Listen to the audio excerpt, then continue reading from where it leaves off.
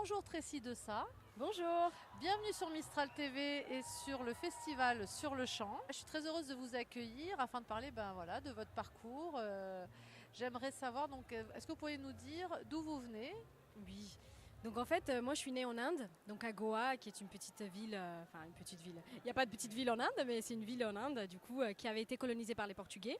Je suis partie quand j'avais 3 ans, donc j'ai vécu un an au Portugal où on a fait la demande de papier pour avoir la nationalité portugaise. Et après j'ai déménagé en Espagne où j'ai grandi, donc à Malaga. Et en fait, en 2011, j'ai déménagé en France pour faire mes études. Donc, j'ai commencé à Montpellier où j'ai fait ma licence. Et après, j'ai déménagé en 2014 à Lyon où j'ai fait mon master. Alors pourquoi la musique? Quelle rencontre vous avez faite pour pouvoir faire de la musique? Je sais que vous avez été danseuse Exact. auparavant. Donc voilà, comment vous êtes passée de la danse à la musique? Quand j'étais en Espagne, j'ai dansé énormément, donc j'étais dans des battles, dans des compètes, etc. Et en fait, je me suis rendu compte que je connaissais plein de chansons par cœur parce que j'avais l'habitude de les entendre, de les danser dessus, etc. Et en fait, c'était en arrivant en 2011 à Montpellier que j'ai commencé à traîner avec des rappeurs de la région. Et il y en a un qui m'a dit un jour, est-ce que tu es rappeuse? Parce que tu as les gestes d'une rappeuse.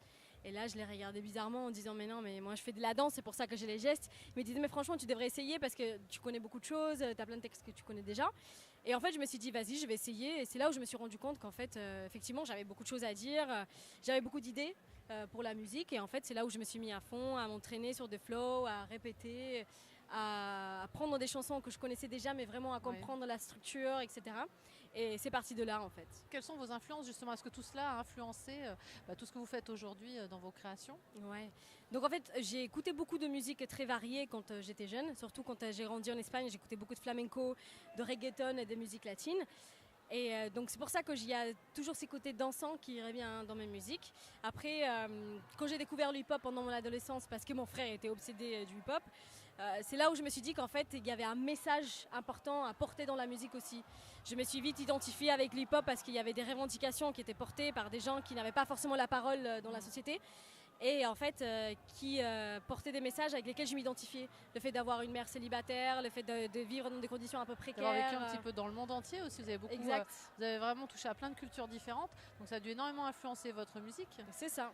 Donc c'est pour ça qu'aujourd'hui, j'ai défini mon style comme du hip-hop créatif, parce qu'on reprend un peu les bases du hip-hop dans le sens où on veut que la paix, la solidarité, le love, tout ça revienne, mais on essaye de mettre notre touche avec toutes les influences qu'on a, niveau musical, niveau dansant, avec des breaks, des changements rythmiques pour vraiment surprendre le public, et voilà. Est-ce que pour vous, il y a justement, quel rapport il y a pour vous entre la danse et la musique?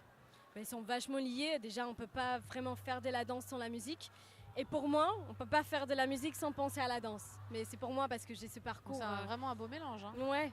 Et je le vois, en fait, ce qui m'apporte beaucoup de choses sur scène, c'est le fait d'avoir fait de la danse. Ça veut dire que je suis beaucoup plus à l'aise. Je suis beaucoup plus consciente de mon corps, sur ce que je fais, les gestes que je fais, etc.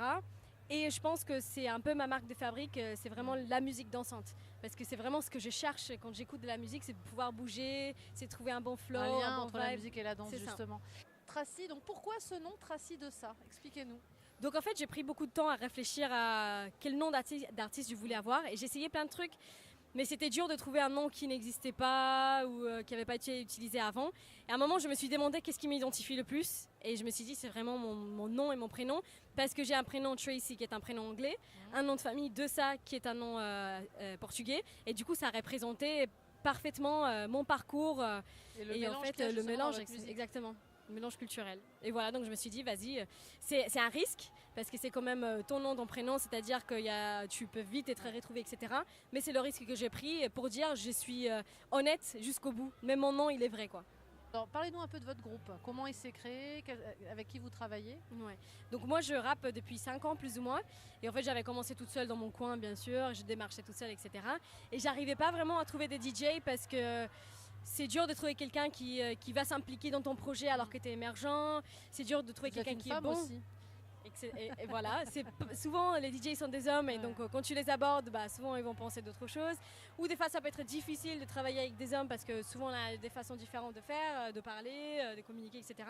Et en fait on m'avait mis ensemble avec Comix sur une scène qu'on avait fait à la Croix-Rousse. Parce que moi à cette époque-là j'avais pas de DJ. Et en fait il y avait grave un feeling qui était passé, il avait grave apprécié ma musique, moi j'avais apprécié comment il avait fait le mix entre mes sons, comment il avait fait les transitions, etc. Donc il m'avait proposé de travailler ensemble. Donc j'ai attendu à avoir des dates qui arrivaient, etc. pour lui dire vas-y, on commence. Et en fait, c'était l'année dernière, vers juin, mai-juin, qu'on s'est dit vas-y, on commence à s'entraîner, on commence à répéter, etc. Et c'est là vraiment où le duo il a commencé à exister. D'accord. Et donc là, vous êtes parti pour créer un album.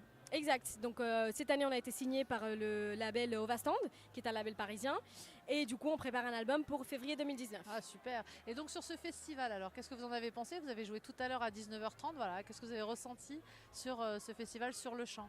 Et ben, c'est la première fois que je joue à Valence et franchement c'était super cool. Le public cool. a été chaleureux? Ouais, franchement oui, c'est toujours un peu dur, tu joues tôt, Ouais. les gens ils arrivent doucement, ils se mettent en place, etc. Ils achètent leur bière, etc. C'est normal. Mais je trouve qu'à la fin, il y a vraiment eu une interaction.